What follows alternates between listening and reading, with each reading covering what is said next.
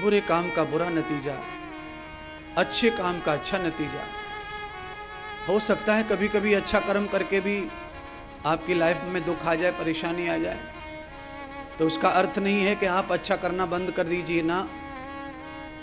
आपके जीवन में कोई दुख और परेशानी आई है अच्छा कर्म करने के बाद भी, तो ये प्रारब्धवश आई है। किसी समय का कोई कर्म खराब हो गया, और कर्म का फल तो नष्ट होता नहीं बिना भोगे।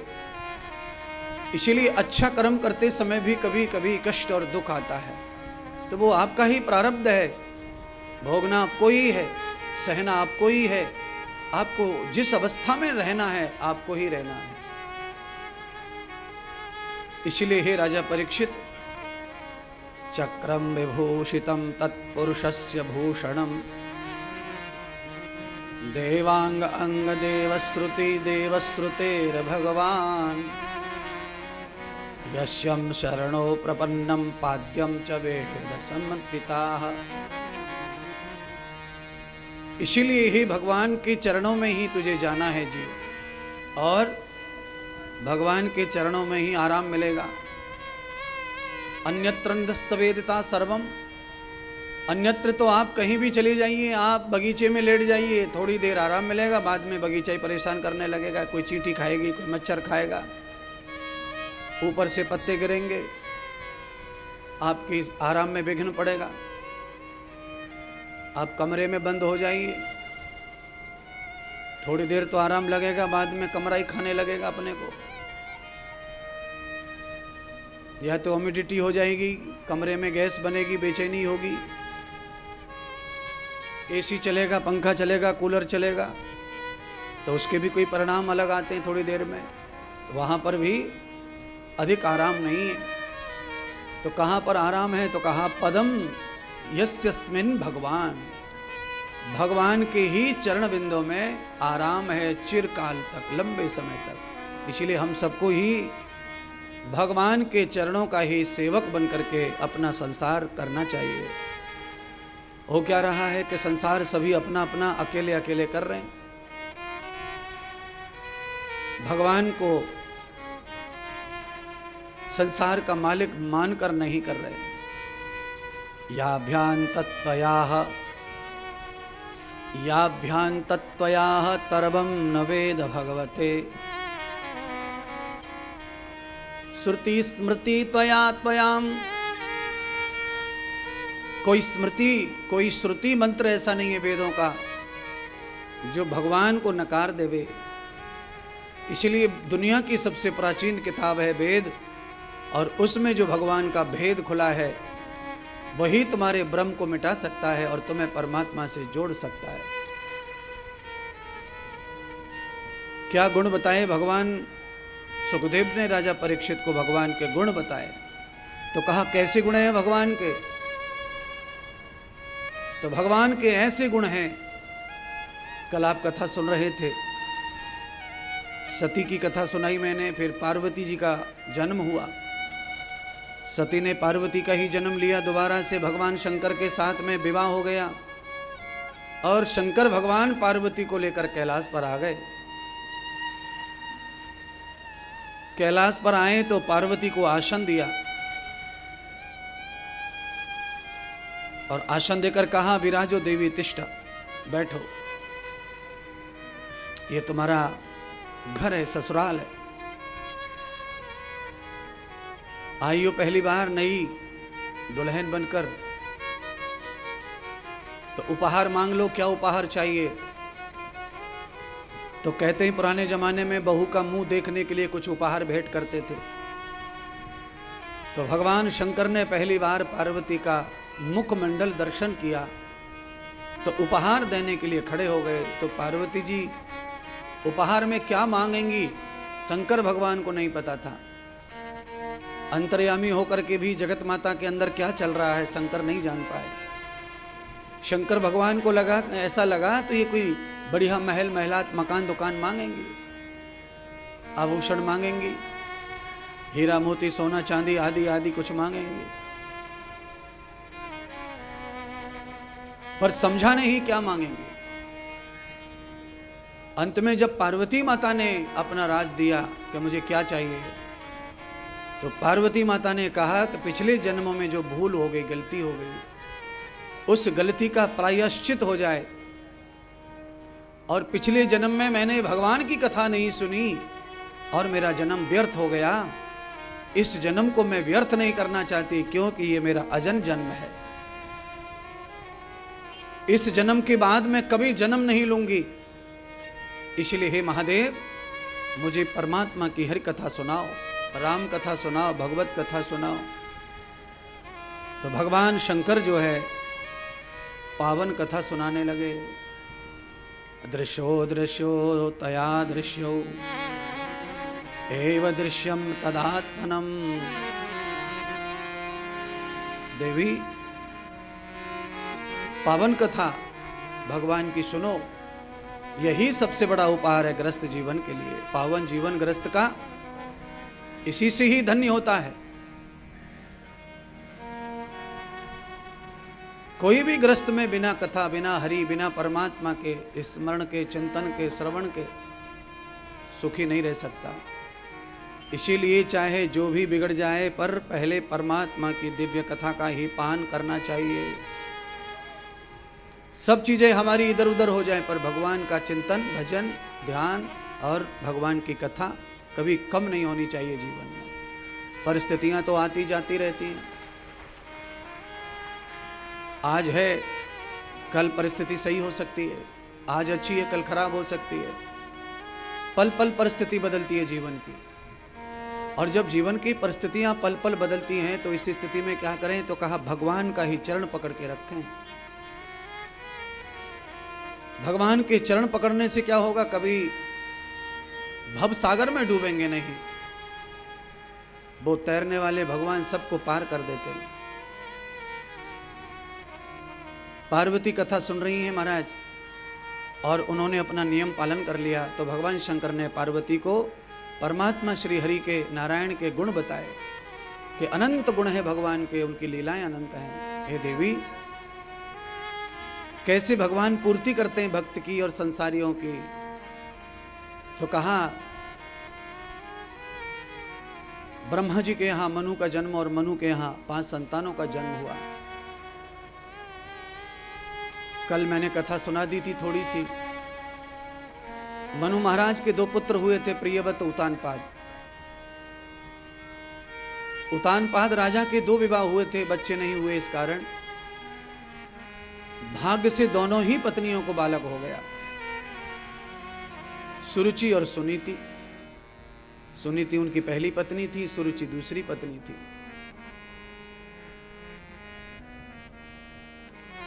सुरुचि ने ऐसा मोह जाल फैलाया कि राजा को परमानेंट अपना बना लिया, और सुनीति को राजा का प्रेम मिलना बंद हो गया। एक दासी की तरह सुनीति माता रहने लगी, और दोनों बालक पैदा हो गए, बड़े होने लगे। सुरुचि की गोद में बालक जो पैदा हुआ, उनका नाम उत्तम था, और सुनीति की गोद में जो बालक था, उसका नाम ध्रुव था। 3 से 4 साल की उम्र हो गई ध्रुव की। आज पिता की याद आई, क्योंकि उसने कभी पिता नहीं देखा था।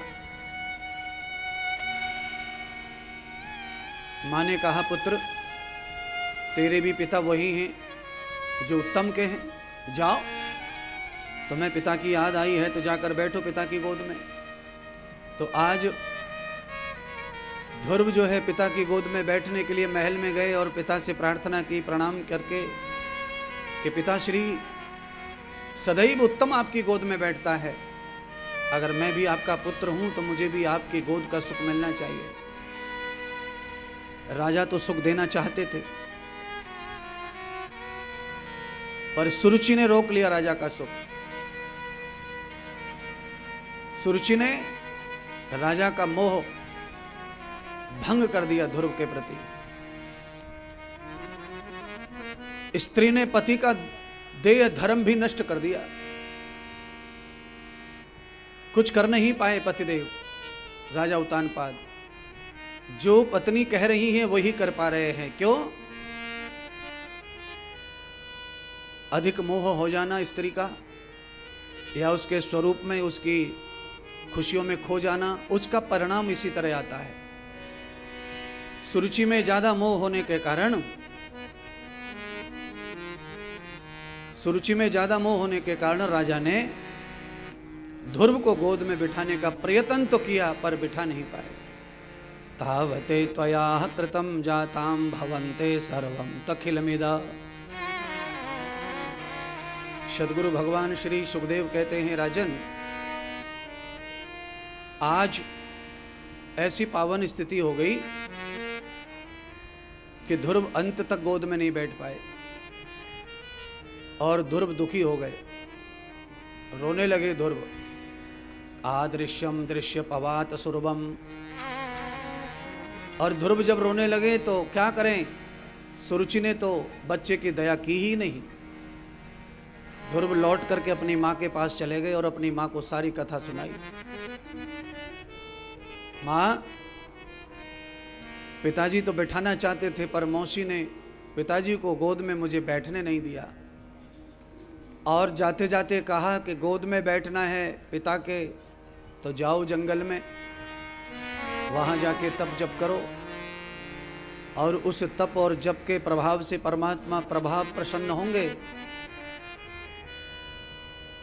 तब उनसे वरदान में मांग लेना कि इस जन्म में मुझे मौत दे दो और दूसरा जन्म मेरा सुरुचि की गोद में करना, जिससे कि मैं राजा की गोद में बैठने के लिए पात्र हो जाऊं। सुनीति समझ गई कि 4 साल के बच्चे पर दया नहीं आई है तो बड़ा होकर मेरे बालक को इस राज्य में कुछ नहीं मिलेगा, तो फिर क्यों इस देह पिता में अपने बालक की रुचि होने दूं? क्यों न मैं उस परम पर पुरुष में, परम पिता में बालक की रुचि पैदा कर दूं। माता सुनीति ने कहा, पुत्र तेरी मौसी ने सही तो कहा है, जाओ। सच यही है कि तुम्हारे जो परम पिता है वो तो जंगल में ही खो गए हैं तुमसे, और ये बेहड़ जो है संसार का, इससे पार हो जाओ और भगवान अपने परम पिता को ढूंढो। 4-5 साल का बालक अपनी माँ की आज्ञा लेकर के बंधुओं जंगल की ओर चल पड़ा। और ये बालक की ताकत नहीं है, ये ताकत है माँ की।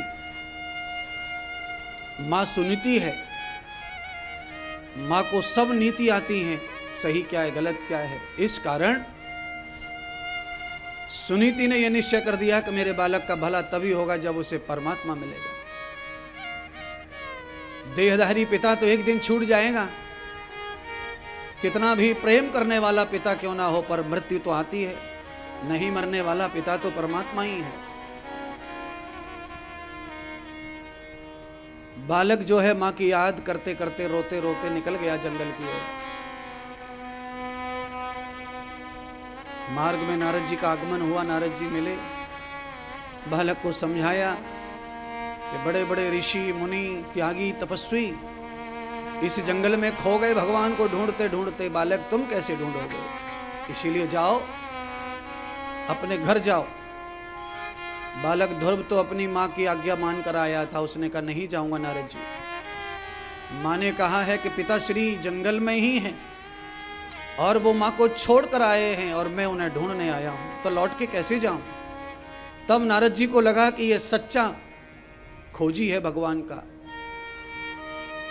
तो क्यों ना अपना उद्धार कर लिया जाए ऐसे भक्त को पकड़कर। तो नारद जी ने अपने उद्धार के लिए उसे मंत्र दिया, दीक्षा दी, शिष्य बनाया और शिष्य बनाकर कहा जाओ श्री वृंदावन में यमुना के तट पर मधुवन स्थान है, वहां भगवान नित्य आते हैं और वहां जाकर तुम बैठ करके उनका ध्यान करो तो जरूर तुम्हें तुम्हारे पिता मिल जाएंगे। बालक गुरुदेव की, नारद जी की आज्ञा लेकर के सीधा वृंदावन की ओर प्रस्थान किया। आद्रव्यम द्रव्यते तम सखान वर्धितम स्वा अधित्वम मंत्र नामा स्मरणतो हो।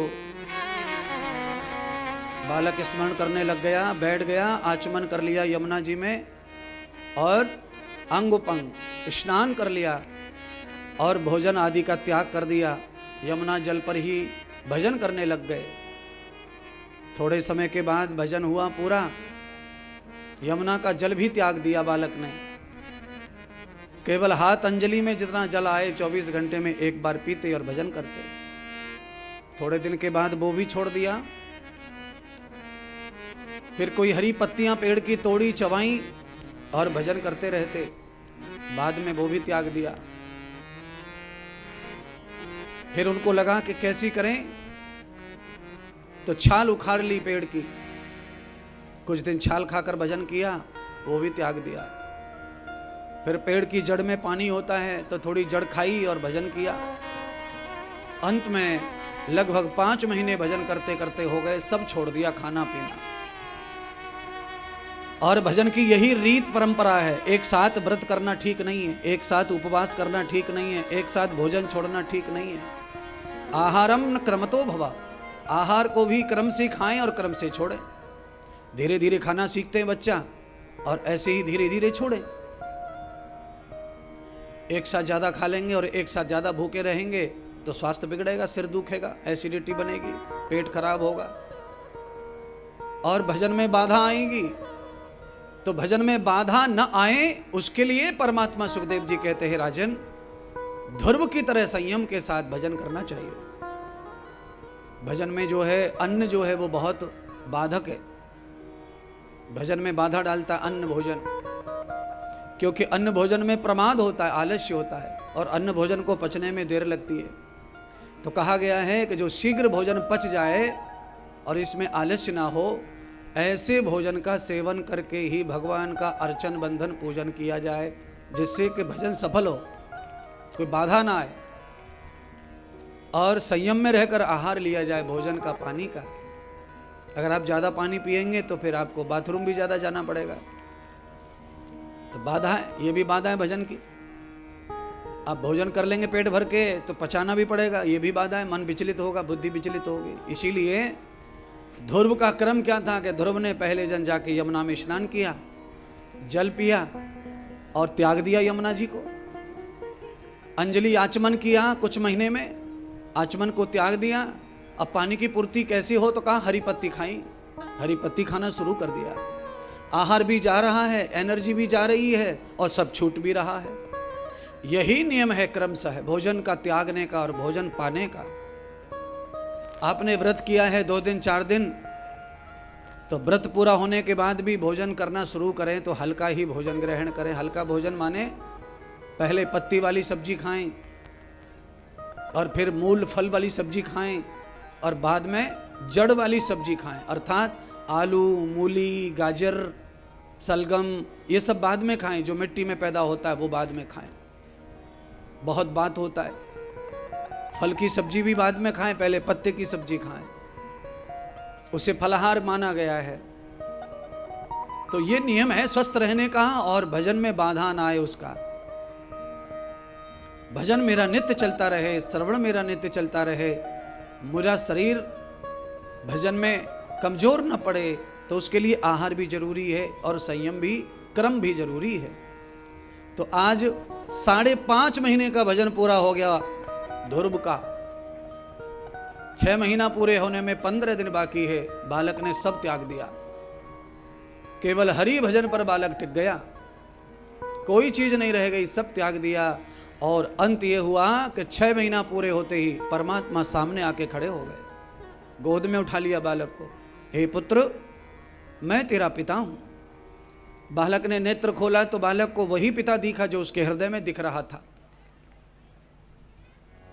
आदमी के अंदर जो भाव है, विचार है, वही बाहर दिखता है। इसलिए कहते हैं यथा दृष्टिम तथा सृष्टिम। आपकी दृष्टि क्या है, आपके नेत्र क्या देखते हैं, सोचते हैं, उस तरह का संसार दिखता है। चश्मा हरा लगा लो, हरी हरी दुनिया दिखती है, काला लगा लो, काला काला दिखता है, सब लाल लगा लो, लाल लाल दिखता है। तो आपकी बुद्धि में क्या चल रहा है, आपके मन में क्या चल रहा है, आपके अंदर क्या बैठा हुआ है, वैसा ही सब संसार दिखाई पड़ता है। अगर आपका विचार अच्छा नहीं है, अंदर अच्छाई नहीं बची, तो आपको किसी में अच्छाई नहीं दिखेगी। और अगर आपके अंदर एक लेस मात्र बुराई नहीं है, और कोई कितना भी बुरा व्यक्ति तुम्हारे सामने से आया और गया, आपको कोई किसी में बुराई नहीं दिखेगी। क्यों? विचार का ही तो प्रभाव है नेत्रों पर, वाणी पर, श्रवण पर, चिंतन पर, बोलने पर, सुनने पर, सब जगह वाणी का प्रभाव है। रात के 10, 11, 12 बज रहे थे, कथा चल रही थी किसी महात्मा की। उस कथा में एक वैश्या आके बैठ गई। वैश्या ने पैसा लिए हुए थे किसी सेठ से, उसकी कोठी पे जाना था नाचने कूदने। अब 10, 11 बजे तो महात्मा ने कहा कि समय बहुत थोड़ा है, समय बीत रहा है, और समय का पालन नहीं किया, ध्यान नहीं किया तो जीवन खराब हो जाएगा। तो वैश्या ने महात्मा की बात का अर्थ निकाल लिया कि बाबा मुझसे कह रहे हैं कि 12 बज गए, कब जाएगी वहाँ सेठ के यहाँ, वो नाराज हो जाएगा, पैसे ले लेगा, तेरी रोजी रोटी का सब सवाल है, सब खत्म हो जाएगा। वो उधर चल दी। उसी सत्संग में एक डाकू बैठा हुआ था। बाबा ने कहा कि समय जा रहा है, समय का ध्यान रखो, समय गया तो जीवन बिगड़ेगा। तो डाकू ने कहा बाबा ने मुझे बताया है, 12 बज गए, अब डकैती का समय हो गया, सब सो गए होंगे, चलो। और एक बुजुर्ग बैठा हुआ था सत्संग में, पहली बार आया था। महात्मा ने जो कहा कि समय जा रहा है, समय का ध्यान रखो, समय गया तो हाथ में कुछ नहीं आएगा। तो उस बाबा ने पहली बार कथा सुनी थी, तो उसने अर्थ अलग निकाला। उस बाबा ने अर्थ निकाला बिल्कुल सही। उस बाबा ने सोचा कि मेरा 80 साल का जीवन व्यर्थ चला गया। आज महात्मा ने कहा समय थोड़ा है और समय का पालन कर लो, नहीं तो जीवन बिगड़ेगा। तो महात्मा उठा, बाबा उठा और सीधा जंगल की ओर जाकर किसी पेड़ के नीचे बैठ करके बिना समय गमाए उसने भजन शुरू कर दिया। तो 3 लोग कथा सुन रहे थे, तीनों ने एक लाइन को अलग अलग अलग अलग अर्थ निकाला। वैश्या ने अलग निकाला, चोर ने अलग निकाला, बाबा ने अलग निकाला। वैश्या का अर्थ भी सही था, चोर का भी सही था, पर सही होने के बाद भी निरर्थक अर्थ कुछ नहीं था उसका। वो भी संसार में कूद पड़ा, वैश्या भी संसार में कूद पड़ी। केवल वो बाबा जो पहली बार आया था उसको सही लगा, तो वो संसार को त्याग कर समय के साथ ही परमात्मा की तरफ बढ़ गया। यही कथा है। अर्थात आदमी अपनी बुद्धि से ही निश्चय करता है। महात्मा चाहे जिसको जो सुनाए, पर अर्थ सब अपना अपना निकालते हैं। सबको अपने लिए कथा लगने लगती है। आप कुछ भी कथा में कहो, लोग कथा को अपनी तरह से सुनते हैं, अपनी तरह से अर्थ निकालते हैं, उसका महत्व निकालते हैं। ना अपनी तरह से अर्थ नहीं निकालना है इसका अर्थ सार्थक होना चाहिए। बाबा ने अर्थ सार्थक किया। सार्थक अर्थ क्या है? सार्थक अर्थ यही है, समय जा रहा है, सब आएगा लौट के, पर समय लौट कर फिर कभी आता नहीं है। सब आ जाएगा लौट के, गया हुआ जीवन वापस आ जाता है, पर समय नहीं आता है। वक्त से पैसा जमा किया जा सकता है, पर पैसे से वक्त नहीं बनाया जा सकता है। समय तो निर्धारित है, अपने आप चलता है। और समय अच्छा, और समय वक्त तुम्हारे पास अच्छा है तो सब कुछ तुम्हारा हो जाएगा। और वक्त अच्छा नहीं है तो चाहे दुनिया लुटा दो, तुम्हारा कुछ नहीं होगा। इसीलिए वक्त की महिमा को समझो, वक्त के करार को समझो, समय को समझो, व्यर्थ मत करो समय को। सत्संग हो रहा है, कथा हो रही है, तो समय का पालन करो। बालक ने अपनी माँ की बात मानी और समय खर्च करते हुए सीधा चल पड़ा, समय नहीं बिगाड़ा, उसका उपयोग किया, तो मात्र 6 महीने में बालक को परमात्मा का आगमन हो गया, पिता मिल गया, भगवान मिल गए। बालक को चूमा नारायण ने, मैं तेरा पिता हूं, तू मेरा पुत्र है, वर मांग ले, वर मांग ले। बालक ने कहा जो मांगना था मिल गया। माँ ने कहा था कि तुम्हारे पिता खो गए, ढूंढ के लाओ, आप तो मिल गए, बस अब कुछ नहीं चाहिए। बहुत सारे भक्त ऐसे हैं जिनको कुछ नहीं चाहिए भगवान से, जिनको केवल प्रभु चाहिए, तो उनको सब मिल गया। और जिनको भगवान से पदार्थ चाहिए, सामान चाहिए, तो उन्हें तो बस उतना ही मिलेगा जितना मांग रहे हैं, बाकी तो बहुत सारा है भगवान के पास। पर जिन्होंने भगवान को पा लिया है उनको तो सब प्राप्त हो ही जाता है, फिर कुछ शेष नहीं रह जाता उनके लिए। आज ध्रुव को लेकर के भगवान कहाँ आए मालूम है आपको? भगवान ध्रुव के घर पहुंचे, और ध्रुव के घर में आकर के भगवान ने कहा देखो पुत्र, तुम्हारे पिता बीमार पड़े हैं और एक एक श्वास गिन रहे हैं। और ये श्वास किस बात की गिन रहे हैं कि उसे अपराध हुआ है, बाल अपराध। एक बच्चे को प्यार और एक को नफरत, ये अपराध है। और इस अपराध का दंड भोग रहे हैं कि इनको लकवा हो गया है, पैरालाइज हो गया है, अंग खराब हो गया इनका, शरीर खराब हो गया, बिस्तर पे सड़ रहे हैं और ये तुम्हारा इंतजार कर रहे थे। एक बार मेरा पुत्र आ जाए जो चला गया रूस कर, एक बार उसका दर्शन कर लो तो मेरे प्राण छूट जाएंगे। आज भगवान लेकर आए, ध्रुव का दर्शन करवाया पिता उतानपाद को, और पुत्र का दर्शन के साथ भगवत दर्शन भी हुआ। इसीलिए उतानपाद राजा का कल्याण हुआ पुत्र की भक्ति के कारण। अब आप कथा समझ लो, पुत्र क्यों चाहिए सबको, सब लोग पुत्र की कामना क्यों करते हैं? पुत्र की कामना इसलिए करते हैं कि लोगों को लगता है ध्रुव की तरह हमारा भी पुत्र हमारा कल्याण करेगा, पर ऐसा नहीं है। सबके पुत्र ऐसे नहीं होते भाई। 4 साल का किसका बेटा भजन करने जाएगा जंगल में? किसी का नहीं जाएगा। 50 साल का नहीं जा रहा, 20 साल का नहीं जा रहा, 40 साल का नहीं जा रहा, 30 साल का नहीं जा रहा, और चला भी जाए तो भजन नहीं होगा अब। क्योंकि भजन केवल बेटा नहीं करता, भजन मां सिखाती है। पालने वाली मां बच्चे को क्या दे रही है बड़ा करते करते, उसका प्रभाव पूरा जीवन पे पड़ता है। इसीलिए बंधुओं, आज ध्रुव के कारण, ध्रुव तो तरी गए पर साथ में ध्रुव के साथ उसके पिता और परिवार का भी कल्याण हो गया। एक बालक अच्छा निकल जाए भगवान के साथ, संसार तो अच्छा हो ही जाता है भगवान के साथ वाले का, पर जिसे भगवत संग मिल जावे उसके साथ में पूरे परिवार का उद्धार हो जाता है। ध्रुव जी का विवाह हुआ, ध्रुव जी राजा बने, और ध्रुव जी को 5 संतान हुई। संतानें बड़ी हो गई, ध्रुव जी ने राज्य अपने औलाद को दान कर दिया। और बुढ़ापे में ध्रुव कहाँ चले गए? तो कहा गंगा तट पे चले गए। यमुना जी पे परमात्मा का प्रेम का मिलन हुआ और गंगा पे वैराग्य हो गया। गंगा ज्ञान और वैराग्य की भूमि है, और यमुना प्रीत और प्रेम और मिलन की भूमि है, तप और जप की नर्मदा भूमि है। जहां जब लगे तब चले जाना चाहिए कुछ दिन के लिए, और वो गुण आने लगते हैं, वो तत्व आने लगता है। अंत में भगवान का विमान आया लेने के लिए ध्रुव जी को कि चलो तुम्हारा स्थान देवलोक में देवताओं के बराबर में वैकुंठ में स्थापित हो गया है, और ध्रुव जी तुम्हें मरने की जरूरत नहीं है, क्योंकि तुमने तो भगवत प्राप्ति कर ली है, तो अब तुम्हें मरण नहीं आएगा। तो भगवान का विमान लेकर के ध्रुव जी को चला गया, और ध्रुव जी अंतरिक्ष में जाकर के चंद्रमा की बराबर में जाकर के स्थान मिला। सुबह सुबह ध्रुव जी का दर्शन होता है, और जो 5 बजे उठ जाएंगे सुबह उनको दर्शन होगा ध्रुव जी का। और ये ध्यान रखो, प्रातः काल रोज जो ध्रुव दर्शन करता है, ध्रुव तारे का दर्शन करता है, उनकी जिंदगी ध्रुव हो जाती है, अनिश्चित निश्चित हो जाती है। उनकी जिंदगी में फिर किसी प्रकार का अविरोध नहीं आता। अविरोध का मतलब उनकी जिंदगी कभी पटकती नहीं है आपको, आप कभी पड़ नहीं जाएंगे, ऐसी जिंदगी हो जाती है। इसीलिए हमें प्रातः जल्दी उठ करके ध्रुव दर्शन करना चाहिए। क्यों? ध्रुव दर्शन करने से साक्षात भक्त और भगवान दोनों का ही दर्शन हो जाता है एक साथ। ध्रुव में दोनों समाये हुए हैं। पर यह संभव कब है? तो कहा ध्रुव सिर्फ सुबह ब्रह्म काल में ही दिखाई देते हैं।